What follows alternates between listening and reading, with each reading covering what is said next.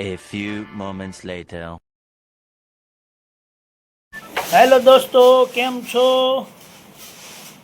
તમે બધા મજામાં હશો? તો આજે ઘઉં સારા થઈ ગયા છે અને એની એડિયું ચડાવી છે.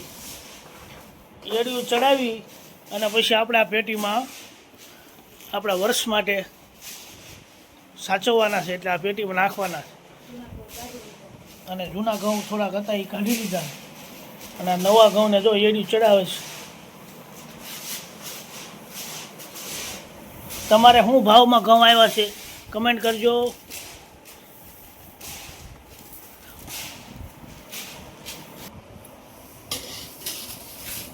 એડિયું ચડાવી ને પછી આપણે પેટીમાં સંગ્રહવાના છે 1 વર્ષ માટે. આમાં ગયા વર્ષના હતા ઘઉં એ છે એડિયુંવાળા. આ બધા એરિયાવાળા કાઢી નાખ્યા. આવા નવા વિડીયો જોવા માટે અમારી ચેનલને લાઈક, ફોલો અને કમેન્ટ કરો.